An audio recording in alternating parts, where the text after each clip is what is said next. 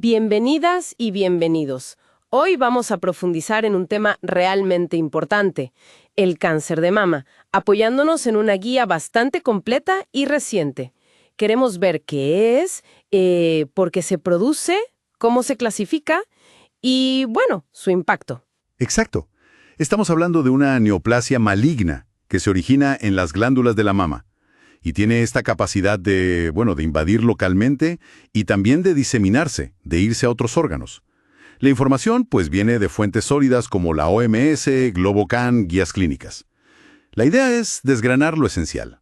Perfecto. Empecemos por lo básico. ¿Qué es exactamente y cuál es su origen? Hablamos de un crecimiento celular fuera de control, ¿no? Y siempre suenan los genes BRCA1, BRCA2. Correcto.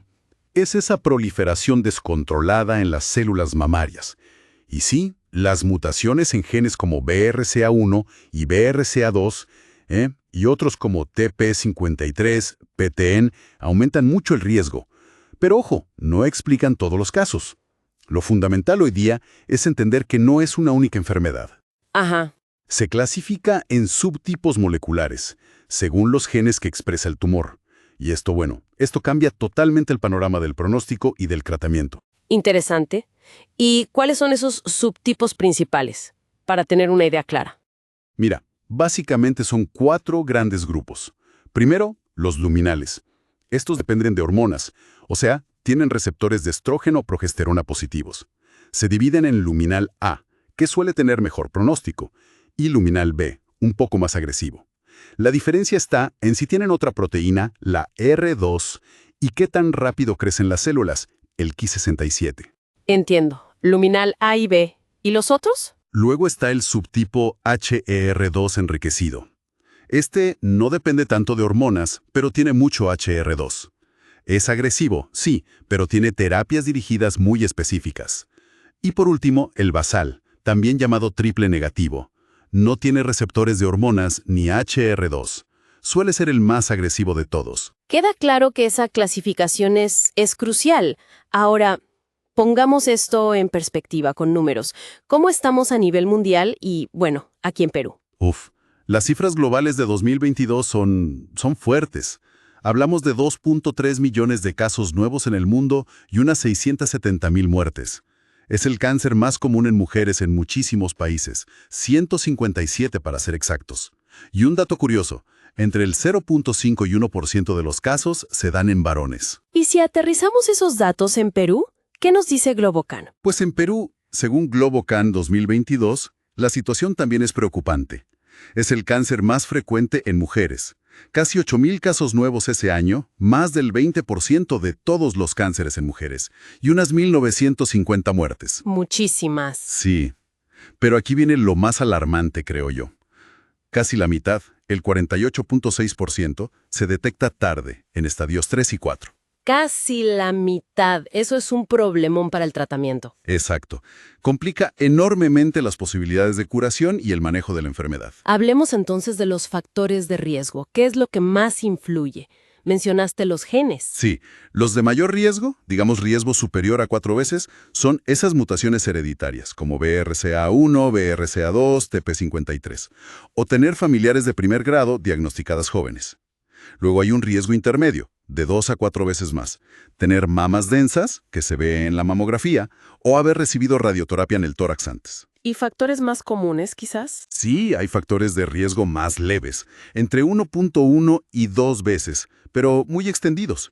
Nivel socioeconómico alto, la primera regla muy temprano antes de los 12, la menopausia tardía después de los 55. También no tener hijos o tener el primero después de los 30. Y otros como la obesidad después de la menopausia, el consumo de alcohol, algunas terapias hormonales. Es multifactorial. Entendido. Es una combinación de cosas. Y una vez que empieza, ¿cómo avanza? Suele empezar como un carcinoma in situ, o sea, localizado, sin invadir más allá de donde empezó. Si progresa, se vuelve infiltrante. Ahí ya rompe esa barrera inicial y puede empezar a viajar. ¿Viajar a dónde? Principalmente por 2 vías. La linfática, a los ganglios cercanos, sobre todo los de la axila, y la sanguínea, pudiendo llegar a hueso, pulmón, hígado, incluso cerebro. son las metástasis. ¿Y cómo se nota? ¿Qué síntomas o señales deberían alertar? Lo más típico es notar un bulto, una masa que suele ser dura, irregular, pero no es lo único. Puede haber cambios en la piel, como piel de naranja, retracción del pezón, o que salga alguna secreción rara por el pezón. Ajá. A veces se notan ganglios inflamados en la axila, y si ya hay metástasis, pues los síntomas dependen de dónde estén. Dificultad para respirar, si es en pulmón, dolor de huesos, síntomas neurológicos si afecta al cerebro. Vale. Si aparece alguna de estas señales, ¿cómo se confirma si es cáncer o no? Bueno, primero las imágenes son fundamentales. La mamografía, la ecografía mamaria, a veces la resonancia magnética. Los radiólogos usan una clasificación BIRATS, que va de 0 a 6. Un 4 o un 5 ya levantan mucha sospecha. ¿Pero eso basta? No. La confirmación definitiva, siempre, es con una biopsia. Hay que tomar una muestra del tejido sospechoso y analizarla. Y es en esa biopsia donde se miran los marcadores clave que mencionamos antes. Los receptores de estrógeno, RE, de progesterona, RP, el ER2 y el Ki67.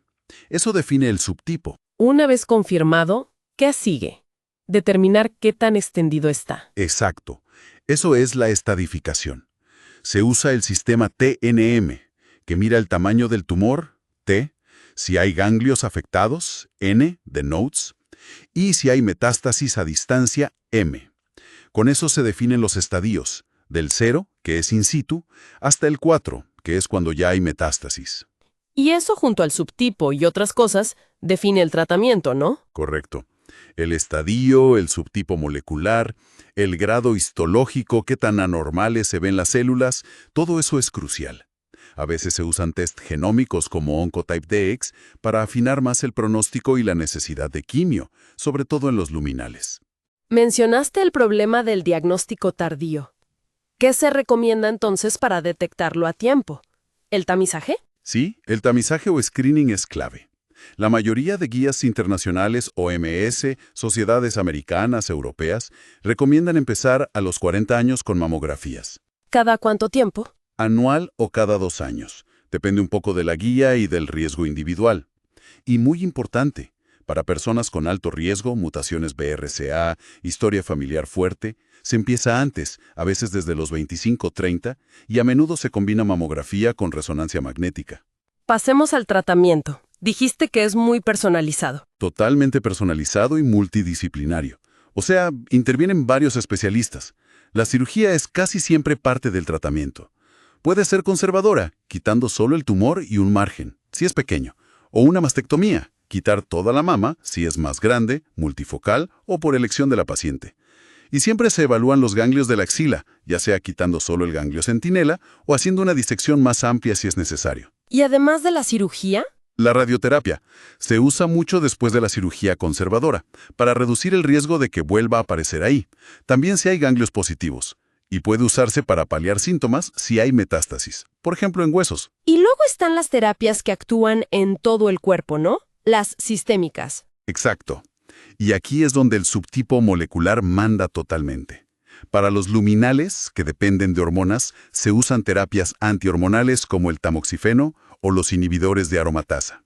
Para los HER2 positivos, tenemos las terapias dirigidas anti-HER2, como trastuzumab, pertuzumab, que han cambiado radicalmente el pronóstico. ¿Y para el triple negativo?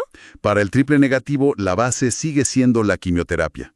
En algunos casos, si expresan PDL1, se puede añadir inmunoterapia. La quimio también se usa en otros subtipos, según el estadio y el riesgo. A veces se da antes de la cirugía, lo que llamamos neoadyuvancia, sobre todo en HER2+ y triple negativos, para reducir el tumor. Y mencionaste los test genómicos. Sí, como Oncotype DX o MammaPrint. Ayudan sobre todo en tumores luminales con ganglios negativos o pocos positivos, a decidir si la quimioterapia añadirá un beneficio real además de la terapia hormonal. Bien. Y una vez superado el tratamiento inicial, ¿cómo es el seguimiento? ¿Se da el alta y ya? No, el seguimiento es fundamental y suele durar años, mínimo 5 años, a menudo 10 o incluso más, dependiendo del riesgo y el subtipo. Incluye controles clínicos regulares y mamografías anuales. Es importante vigilar la aparición de recurrencias o de segundos tumores. ¿Y hay secuelas o efectos a largo plazo a tener en cuenta? Sí, claro. El tratamiento puede dejar secuelas. La cirugía y la radioterapia pueden causar fibrosis, dolor crónico. La cirugía de axila, sobre todo la disección completa, tiene riesgo de linfedema, que es la hinchazón del brazo. La radioterapia también puede afectar nervios, plexopatía o la estética de la mama. Es importante conocerlos y manejarlos. Hemos hecho un recorrido bastante completo, creo. Desde qué es el cáncer de mama, sus tipos, cómo se diagnostica y trata, hasta el seguimiento. Todo basado en esta guía actualizada. Sí, creo que hemos tocado los puntos clave. Y quizás, para cerrar, queda una reflexión, ¿no? Vemos cómo avanza la personalización del tratamiento gracias a entender la genética, los subtipos moleculares. La pregunta que me hago es, ¿cómo podremos usar todo ese conocimiento genético y molecular en un futuro cercano para personalizar también la prevención, ir más allá de las recomendaciones generales de hoy y dirigirnos a los riesgos individuales de una forma mucho más precisa? Una pregunta muy interesante para seguir pensando. Muchísimas gracias por toda esta información tan valiosa. Un placer.